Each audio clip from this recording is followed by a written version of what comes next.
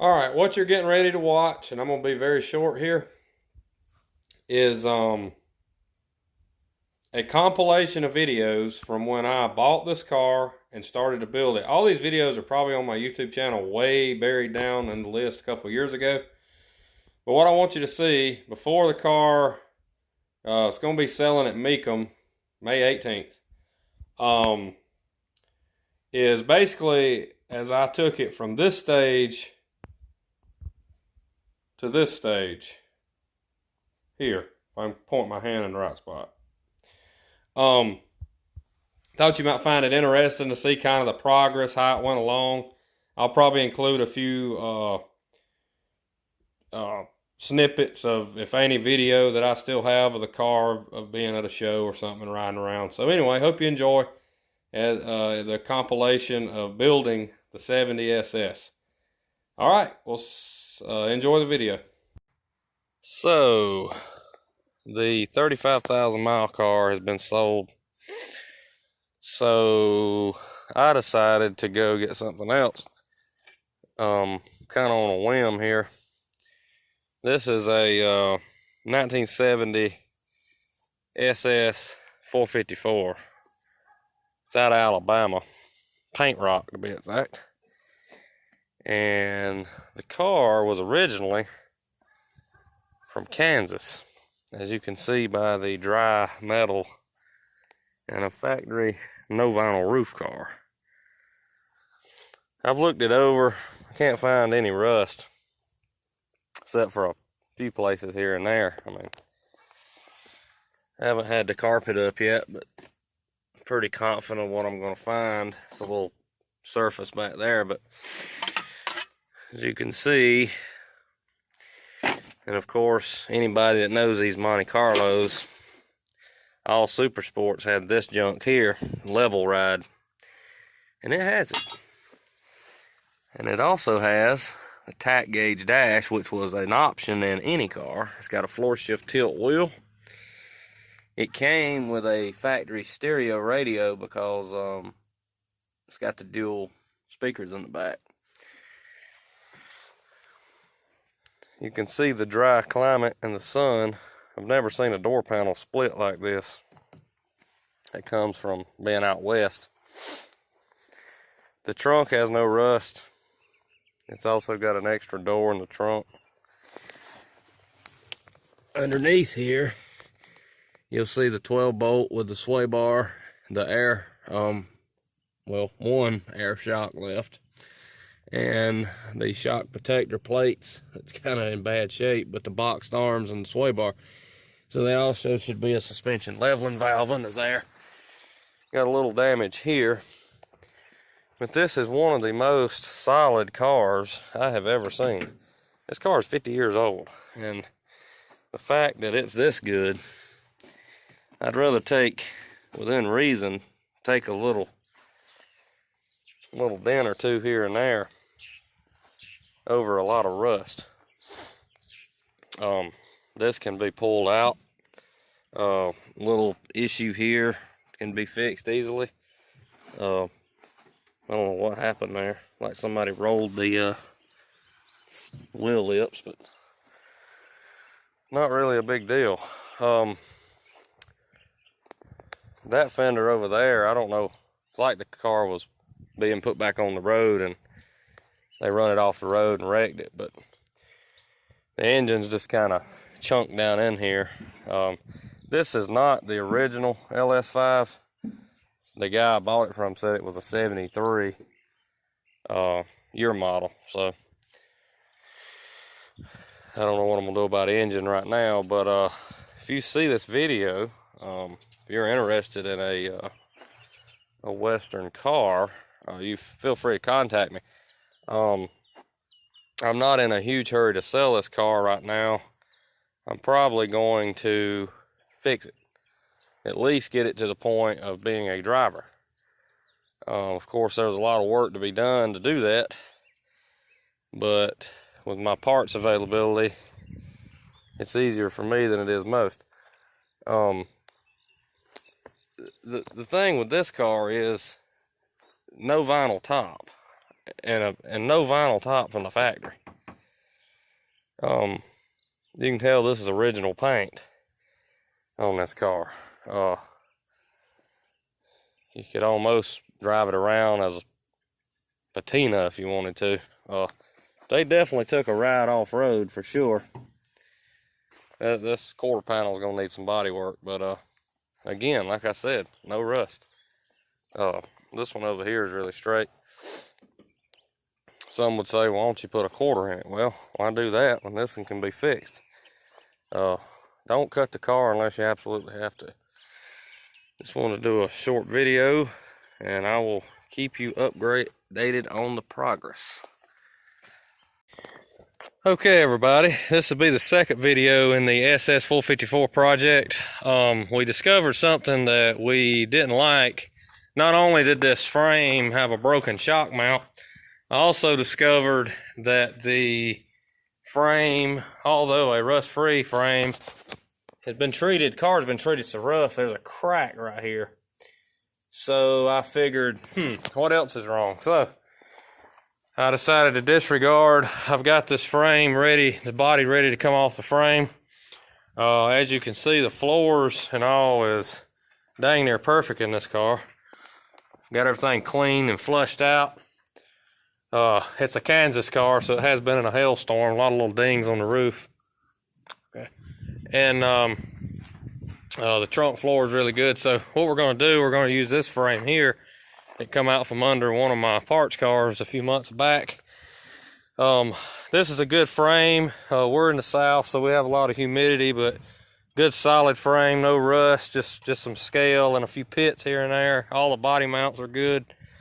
I'm gonna go ahead and I guess I'm gonna try to go ahead and put new ball joints and that kind of thing. I'm still afraid to mess with those springs. I'll try to get some new shocks in and that kind of stuff while it's all jacked up here. And we'll paint the frame and then set that body shell down on this frame. Paint it. I'm not going to get real fancy. Probably do some Rust-Oleum or some epoxy, just a thicker epoxy from Eastwood I have in there. So that's pretty much the situation. I'll have to move everything over, my brakes, my rear end, sway bars, boxed arms, all that good stuff. I've also got to make a decision on these lines, whether to buy new brake lines or use the ones off that frame over there. I'm kind of leaning towards using the ones off that frame over there once I get that body off, because those are from Kansas and more than likely are very, very rust free. A lot of people replace all that stuff, and that's fine if you want to. It looks good, but the truth of it is a 50-year-old brake line, if it's not rusty, is just as good as a new one, and sometimes, depending on the manufacturer, can be better. I've got a new reproduction gas tank in my red car, the hot rod car. You'll see some videos of on here, and it's only 10 years old, the gas tank is, and I done had to rig a hole with a screw to stop it from leaking, and now it's just done started again. So I'm gonna put a fuel cell, but 10-year-old part, and gas tank's got a hole in it, uncalled for. So keep that in mind. People try to talk you into buying all new stuff. It's just not necessary most of the time. As you can see, even, I mean, this brake line here is probably okay. The worst part is the ends on them get real bad, so I'll probably do some replacing on that stuff. But anyway, this is October the 8th, 2019, and basically a few days we've got the car gutted and just got it ready to come off the frame. I'm gonna try to not waste any time and get this thing back on the new rolling chassis as fast as I can. And the faster that happens, the faster other things can happen. So like, share, comment. I'm sure some of y'all enjoy seeing the progress on this SS454 car. See you next time.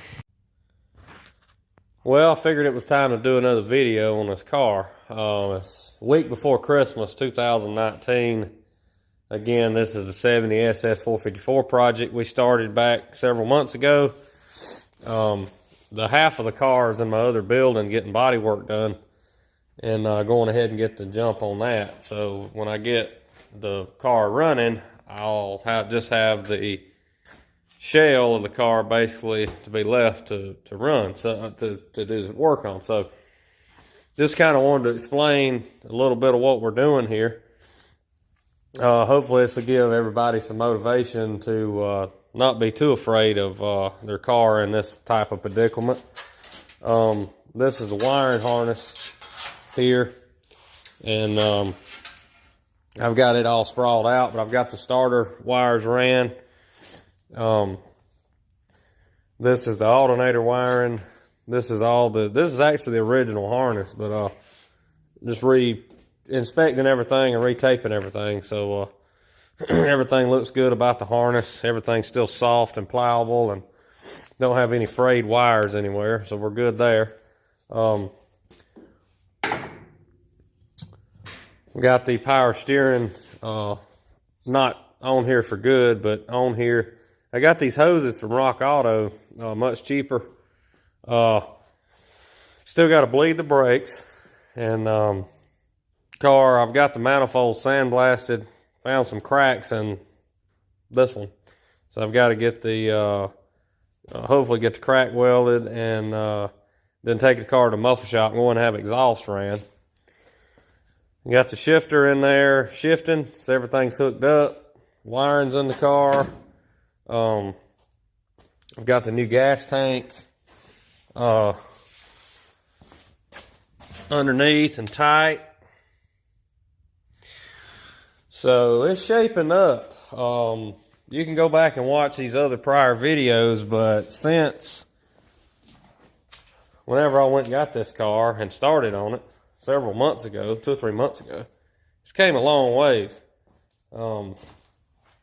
I've came as far as some people probably come in a year or more, but just, you know, I'm not working on it all day, every day, just doing a little bit along. It helps when you know these particular cars, which is one reason why I try to stick to doing Monte Carlos, because I know them so well. So anyway, thanks for watching. Like, share, comment, subscribe for more of these videos. I do a lot of Monte Carlo first gen stuff. I've got over 100 videos, I think, now on YouTube, so go check those out in your spare time. They might give you some motivation. I do some parts reviews and all that. This is one thing. I've got the Petronics unit in the distributor, so Jegs high torque starter. So we're staying pretty stock with this car as far as under the hood. I want it to look pretty much original. So anyway, I'm sure someone out there might need to see this for some motivation. A car can get to be a little bit overwhelming when you see it in this state of disrepair. The main thing is, don't give up, keep going, and you keep plucking away at it, and the next thing you know, it's done. So, but a car is never really done. This car here I've had for almost 15 years, and I just now decided, well, I think it's a good idea to get a fuel cell. So finally gonna get rid of the gas tank. I'll probably do a video about that down the road and do a review on that Jegs fuel cell. All right, check back for more videos, and we'll see you next time. All right, an April Fool's Day update on the SS454 car. The Army come by here earlier and said that I'm quarantined to the garage and can't leave until this car is done. So I listened, and what we're going to do now is we are going to spray Southern Polyurethanes 2K High Build, and we're going to juice it up with a little particle, I call it particle accelerator, polar accelerator, and it's about 52 degrees here in Belton right now, South Carolina, and it's kind of chilly for being April the 1st, it's going to get down in the 40s tonight. But with this stuff right here, it's going to make the drying time speed up a little bit. Also, with the daytime heat and it's still relatively warm, I also have a torpedo heater that I'm going to fire up when I'm done and make it dry. So anyway, that's the update on the car as of April the 1st. And we have done a lot of body work. That roof gave us a absolute fit. It had been in a many hailstorms and there were just dings all over the car. So I was even fixing dings up until earlier today, which is why I had to give the epoxy plenty of time to dry. So anyway, this PPG epoxy is good for a non-scuff recoat they say within a week, but it's also used as a sealer. So here I'm using it as an epoxy and a sealer because we had bare metal spots everywhere and got a lot of body filler here that was showing. So it's all sealed now. And we're going to get ready to shoot this primer before it gets too cold. And anyway, check back up for more updates on this car. And the world's going crazy, but hopefully by June, when the Eastern Meet is here, we'll be back to a little more normalcy, be able to eat in a restaurant and go to a car show. So keep checking back and like, share, comment, subscribe. If you have any questions, let me know. I'll do my best to answer about this high build or this epoxy. If you have any questions, any tech questions on that stuff. Well, that's it for now. Thanks for watching. Hey everybody out there in the apocalyptic world we're living in right now. All for nothing in my opinion, but I won't go there. What we want to talk about today is the SPI, and I've talked about this before, but I wanted to make another valid point I don't think I've made with this. This is SPI black base. There is no garbage, blues, browns, God forbid white or yellow mixed into this paint. It's a 1-to-1 mix. Tonight it's kind of warm. It's in the 70s out here, but I want to kind of get the show on the road with the jam, so I'm going to use a medium reducer, and there ain't much left, so I wanted to use that up. When we paint the car, I'll be using a slow reducer, and I'll be mixing a cap full of clear coat activator into the base coat. But as we get, this is the point I wanted to make, and I've had this happen before. I'm not somebody who likes to tape up and mask off the car to paint a jam. I don't mind, you know, some overspray. I mean, this has still got to have some spots sanded, so, you know, no big deal. I'm going to be careful with the gun to not, you know, be careless how I spray. But here's the point I wanted to make. A couple years back on this, I painted this and then put the trunk on the car and painted the car. Well, I got sick of a paint line here, so from now on I'm painting my cars with the trunk lid off. Even a metallic color, laid flat, you're painting the same angle, same direction, same time, so it's all gonna match. I noticed as I was starting to paint the car, I had sanded all of this, you know. Of course, you got clear and you've got base. Well, some places you go through the clear and you get back down to the base. Well, that base had clear coat activator in it. Well, when that base coat that I'm now spraying on the body reacted to that base coat with a clear coat activator here, it started to lift it. And what I had to do, just to make sure it wasn't going to show up when the car was finished, I had to just let the first coat dry, take some 600 and some wet paper and sand out those areas that is a little bit of a shrivel up effect, and took care of it that way. But so to not have that happen, I'm not going to put any clear coat activator in my base coat for the jams. And when I'm sanding overspray off and getting the body itself ready for what'll be the final sand and the spray, you won't have to worry about paint shriveling up, reacting, because the base coat that'll be on here will be unactivated. So SPI really calls for clear coat activator in their base coat, especially when you get to painting the car. Another thing I've learned is allow a lot of time in between coats. And I've learned that the hard way, having to go back and cut and buff some of my cars I've worked on, and including my own. So you allow plenty of time. If you trap solvents in the first coat of base, you're screwed. If you cut and buff the few days after, the paint's going to shrink, and it'll look like it was. It'll look like the car has just been painted, and it'll still look good, but it'll look like the car still needs to be cut and buffed. So just not as orange pilled as it was. So keep that in mind. The truck we're working on, again, it's got some of that dieback, that shrink in it. It's not real bad, and I think I'm just going to let it ride, but just give it a final coat of polish. But anyway, I don't want to get off on too many subjects here, but that is really what I want to talk about. So what we're doing here on the car is door jams. We're doing fender jams.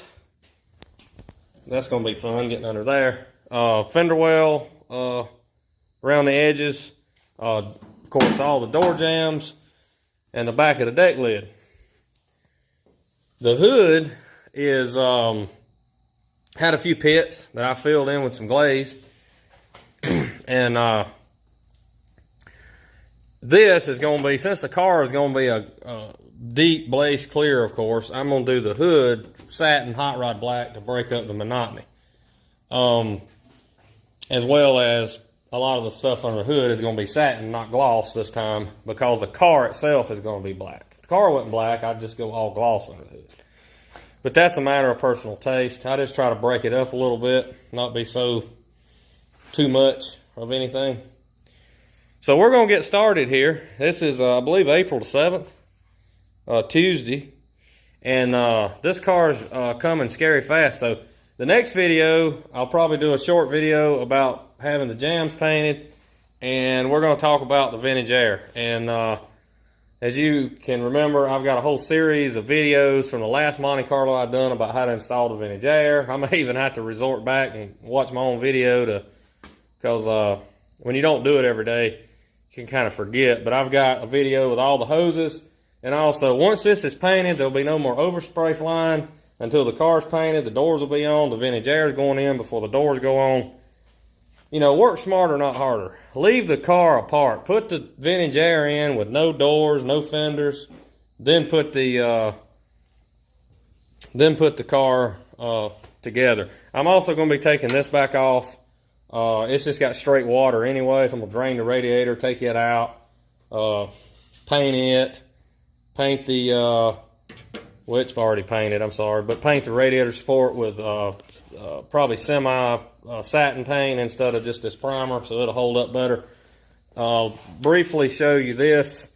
Firewall is painted hot rod black, as well as this across here. So like, share, comment. If you have any questions, let me know on the SPI stuff. Again, I use SPI and I also use Tamco, so both great products. Probably wouldn't turn around for the difference on either. I've just gotten used to the the SPI clear, so that's what I'm using on clear. And as far as base coats, SPI sells a black as well as Tamco. But since, you know, kind of ordered off from the same place, but if I get a metallic color, I go with the Tamco stuff. So anyway, thanks for watching, and we'll see you next time. Well, I decided I'd go on a little lockdown cruise here. No doors, no fenders, no nothing. No license, no registration. Mainly wanted to see if the transmission changed like it's supposed to, and it does, so I'm just gonna stay around my block here and turn around and head on back home here in a second.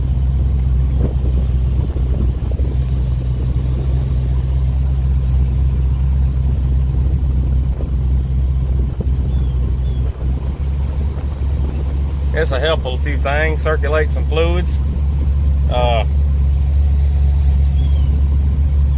Can't believe nobody's outside to see me do this craziness.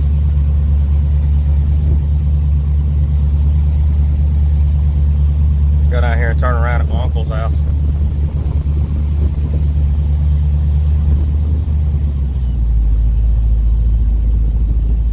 This is essential travel here today.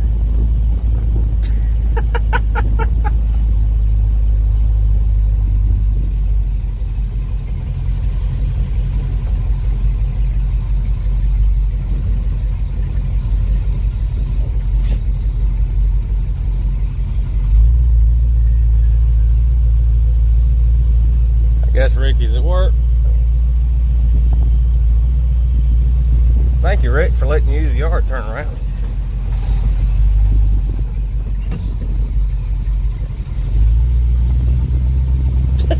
Glad that wasn't a DOT.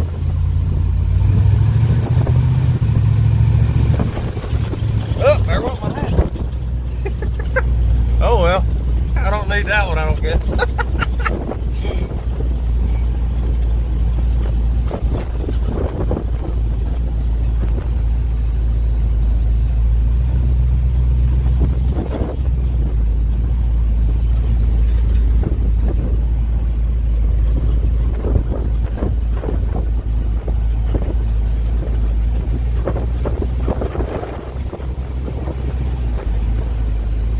Temperature gauge coming up good, got good oil pressure.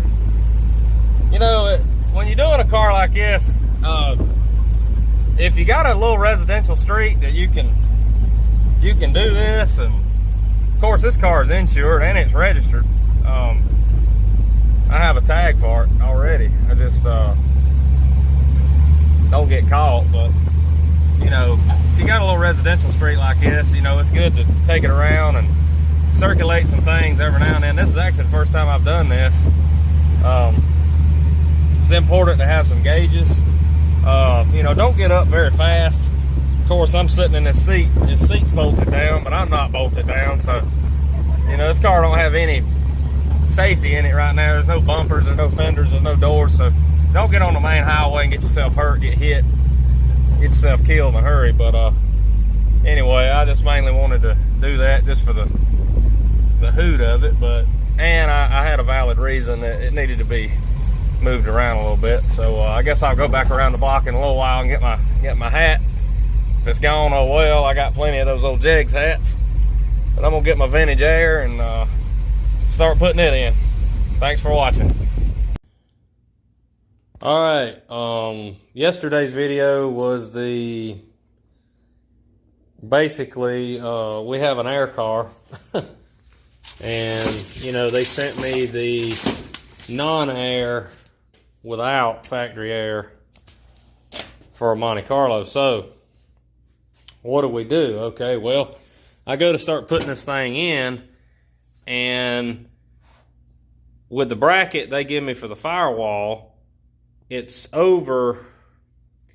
obviously different. So it was putting the vents way over here toward the accelerator pedal. So I went and looked at my grandpa's car that I also installed one of these in, and it's here. So, and this bracket here was way over here, so I'm like, this ain't gonna work. And then there's a big gap here, so I'm like, well, uh-oh, what's happening?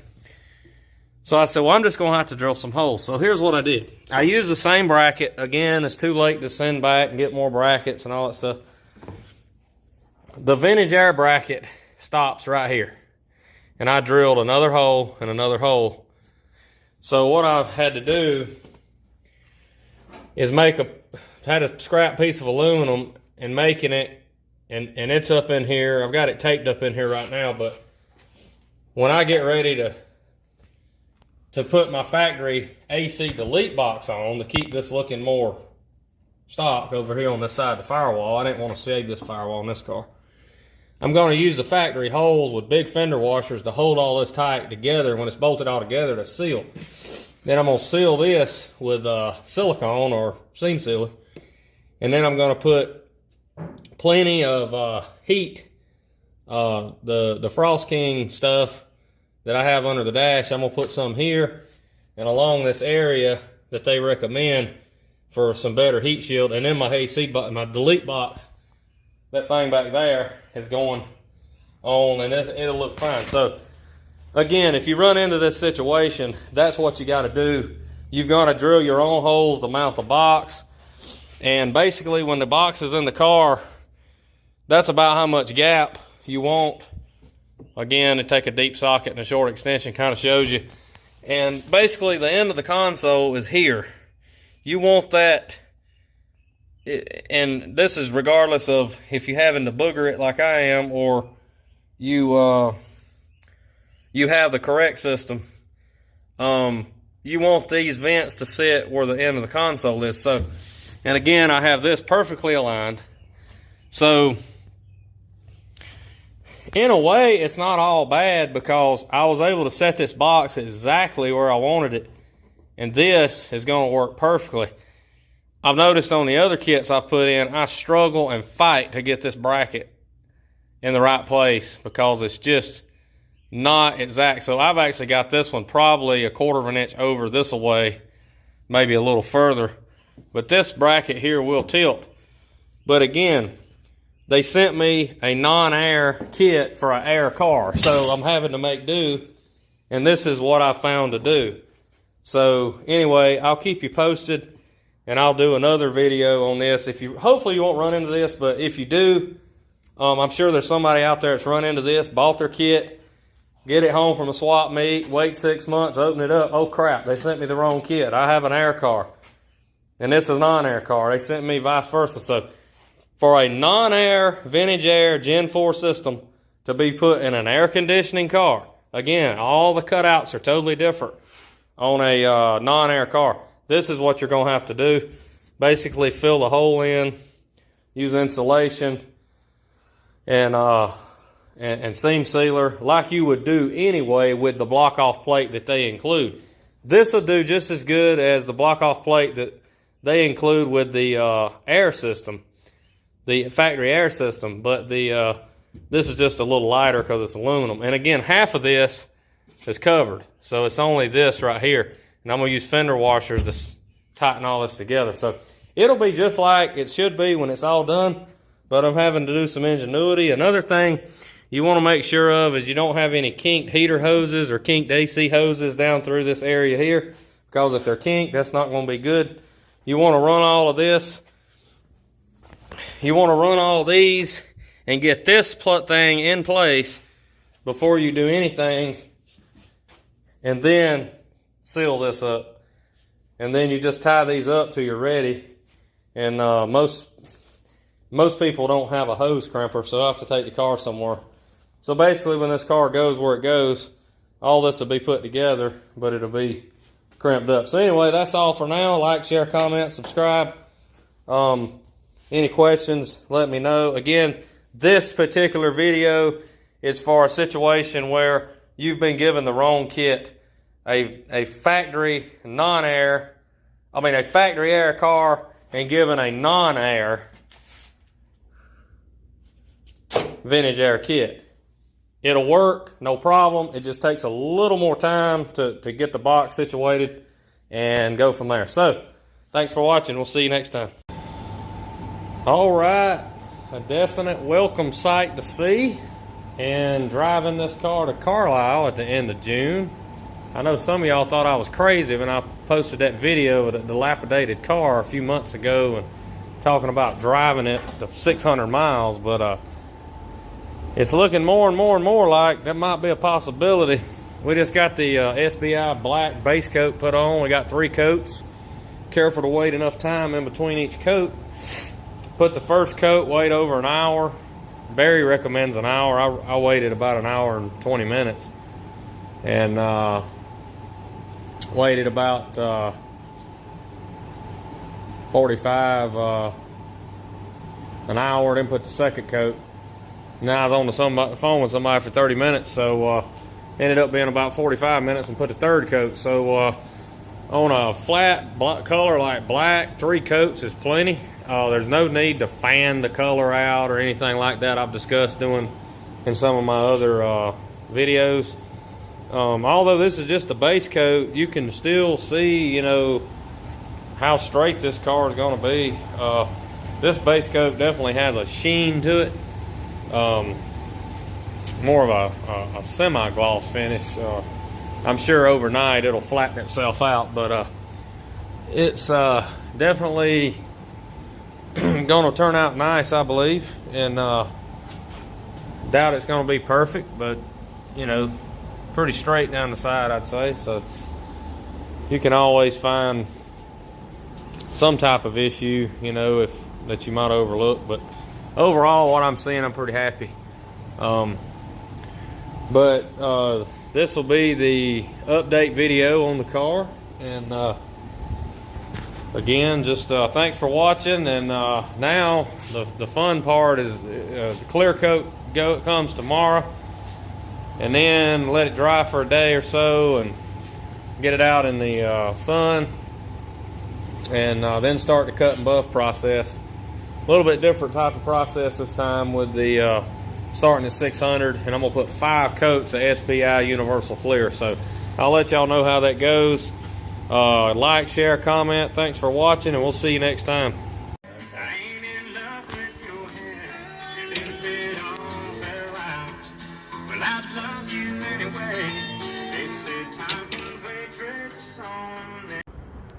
So, it's been a long day trying to get to the Eastern Meet in Pennsylvania. It's about 10:30 at night right now. We're somewhere in Virginia, about 175 miles away from the club hotel. And we've had a little bit of everything happen today. We left at 9 o'clock this morning, and an hour into the trip, my alternator belt come off. Well, put it back on, and it come off again about 5 miles down the road. It was about an hour from home at this point. Then I heard something go bang, and never seen this happen before, but the center of my pulley in the middle broke out where the fan mounts. Okay, so luckily a friend of mine that wasn't too far away had a replacement pulley. We also went to Southern Rods there in Greenville and got one just in case he hadn't had one. And so he got back on the road. Well, we get up to about Mooresville, and my grandpa's alternator belt goes pop. So it also knocked his AC belt loose and off. Luckily it didn't fall on the road, but he lost his cooling. So we turn the camera around. He lost his cooling. So we put his AC belt back on, tightened it up, and drove to a Napa. Got him a new belt, got back on the road. Well, I'm just going along. We're getting up into Virginia. We're probably about, I don't know, 250 miles into the trip. Then this car decides it don't want to half run anything past about 8 throttle. So we make it off the interstate to an on exit ramp finally, after it stalls out about 6 times, and everything checks out. And unfortunately, the only thing we could come up with was it was the carb. So I googled a darn O'Reilly's, and we got my grandpa's car and drove to O'Reilly's and got a new Edelbrock carburetor, brought it back, put it on the car. And that was about 5 o'clock. I think we got back on the road about 5:36, and it's now 10:30-ish, and we're stopped at a Dairy Queen about 175 miles from the hotel. So far, so good. But earlier, went to the gas station, stopped at the gas station, and what do you know? I lost a cap. I was more sick about losing that cap than I was about losing the rest of the stuff, because something like that, be my luck, there won't be anybody selling one at the show. Hopefully it will. Another member said he's going to bring me one, but it'll just be a derby. But heck, anything's better than covering up those ugly lug nuts. So I just went in and popped the rest off. As with anything, it can be worse. All this happened during the day. and luckily we're doing all right. Come on around. We ain't got our food yet. Oh, okay. Hey, can you eat right there? Yeah. It's open. We'll eat right there. So anyway. Hey, come in. Be right here when you come down with the food. Tell us what you're sitting over there. Okay, I'll get it. Yeah. So anyway, we're gonna get us something to eat here, and hopefully we'll make it to the hotel by tonight. Club gives away a hard luck award. That's something you never want to win. Unfortunately, we're in the running for that this year. So we'll just have to see how it plays out. Overall, the cars have done well. I guess anything's to be expected on a brand new car. So anyway, that's all for now.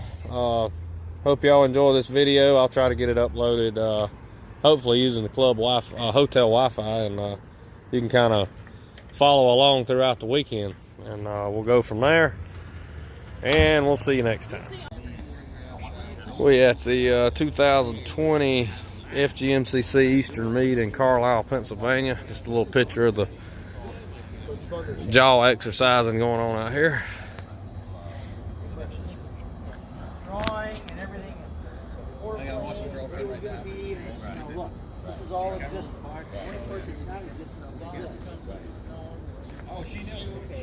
I did make it after all of that drama.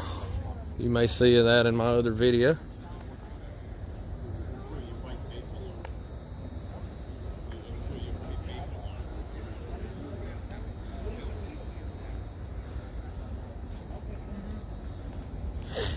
There was not that many t-shirts left. If you want to get a t-shirt, get in here early tomorrow. I did too. I walked in there and saw all the different colors and thought, oh, we'll get one of these, one of these, one of these. What? I don't care. Yeah. Yeah, when I was a kid, that's what we would get, because it was cheap. You could get a whole keg for like $50. And that was with the tap. I can't remember the last time I had a Jenny. Look at the videos of me, don't you?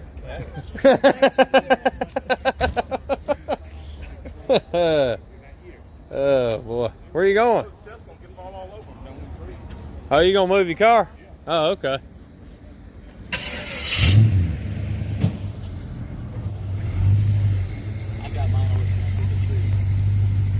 Yeah, tree sap probably get all over it. Yeah. Oh, yeah. That's true. Yeah, I wouldn't want it under a tree. For sure. Well, I was going to steal this guy's spot, but I'm like, that'll be nice. And I'll lose it back to the mountain. Yeah. Tommy Rorex, he left her. I think he's staying at the other hotel. Oh. I think so.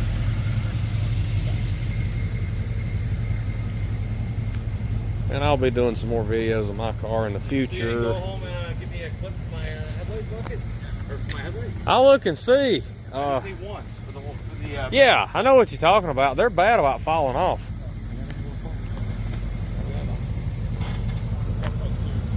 Especially old ones. They'll be missing. The ones that are on my car? You know what those are? They're on no license.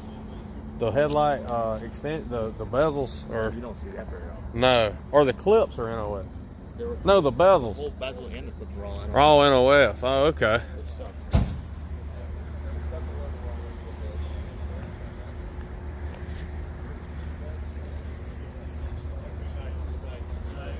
All right. I'll be doing a few more videos. 2020 Eastern Meet, Carlisle, PA. First generation Monte Carlo Club.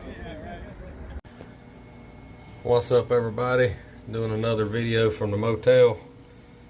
From the 2020 Eastern Meet here. Saturday evening. We're having, this year they're doing the catering out at the show field at the fairground. And it's always kind of a exciting time for the awards banquet, but it's also a little bit of a solemn time each time on a meet, because you know it's close to coming to an end. So anyway, if you were here, hope y'all enjoyed it. It was a fun time, and probably do some pictures and maybe a video from the banquet tonight. We had right around 50 Monte Carlos.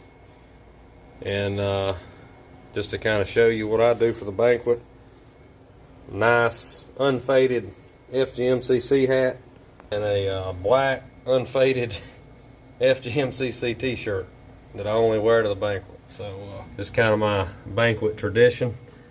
And having 70s nights, the son may be dressed up in the early 70s era. That ought to be kind of fun to see. But y'all take care, and we'll catch you again sometime soon.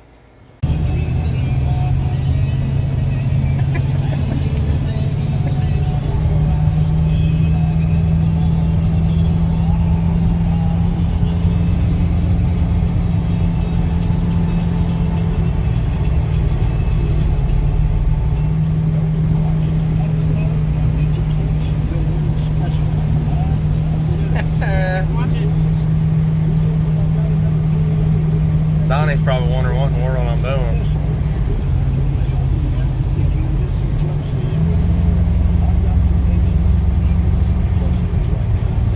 And we gotta get Donnie, our leader. Our leader in the fun meter. That's all, folks. Yeah, this is cool stuff right here. Yeah, this is State Street. I think this is the Virginia side, yeah.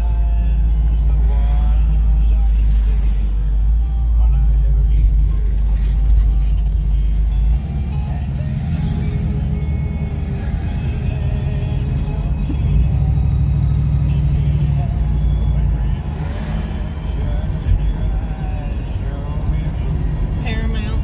Yeah, that's cool. Here, slow down a little bit.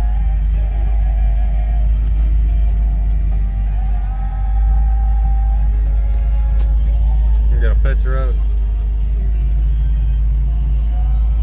I can't stop, there's somebody behind me.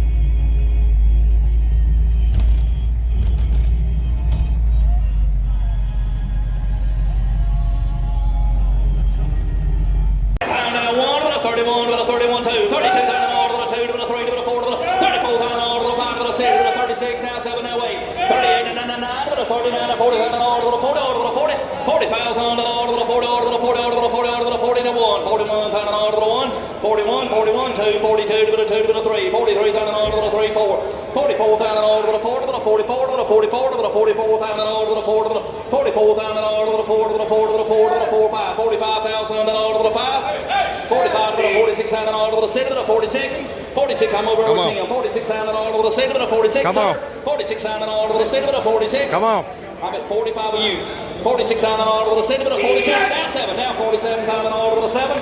47 on the order of the 7. 6, 5, 7. 47. 47 on the order of the 7. 47 on the order of the 7. But 47 now 5. 47 5. 47 down 5 on the order of the 5. 47 5 now. 48 on the order of the 8. 48 on the order of the 8. 48,000, 48 on the order of the 8 to the 48 to the 48 5, 48 5, 48 pound 5 on the order of the 5 to the 48 5, 48 pound 5 on the order of the 5. I need 50 grand in my pocket after the fees. 48 5. 48 5. Don't take it off yet. 48 5. We're real close, real close. But hold it a minute, Marshall. Nobody, I know that man there because he's got a lot of cars. You don't realize what a rare piece of plunder this car is. They only made a handful of it. It was low production. In 1970, General Motors was on strike. They only made a handful of them. At Monte Carlo's, that is. The 454s, they didn't make hardly any of them. You have got the rarest car in the world here.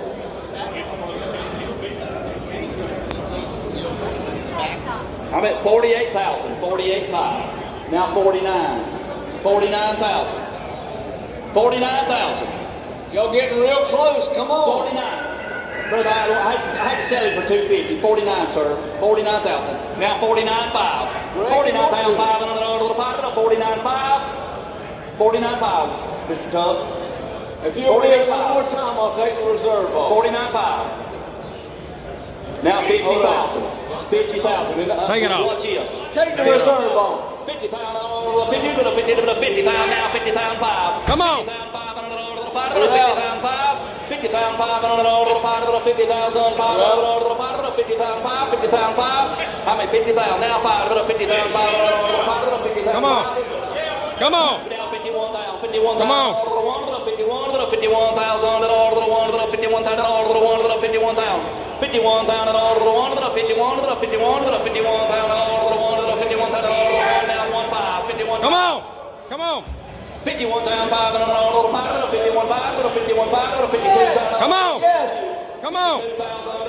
52, 52, 52, 52, 52, 52, little 2, little 52, 5. 52 down. Come on.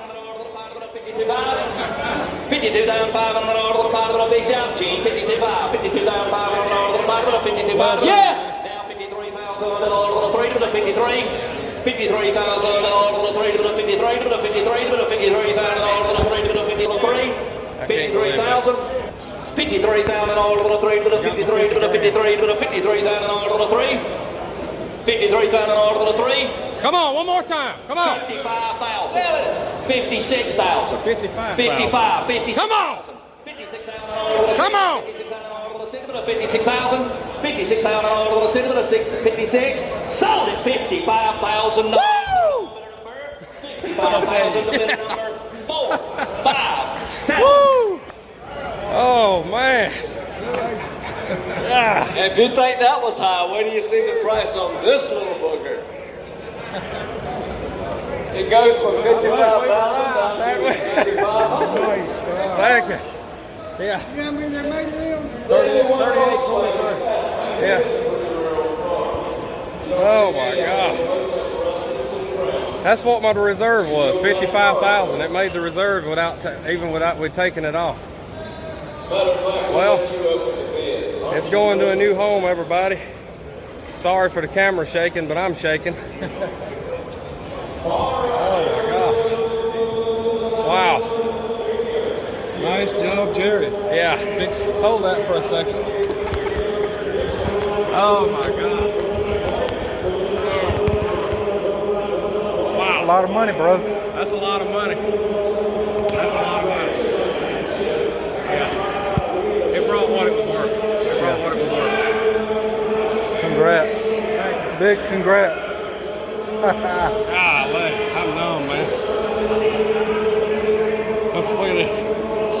Yeah, I would be too.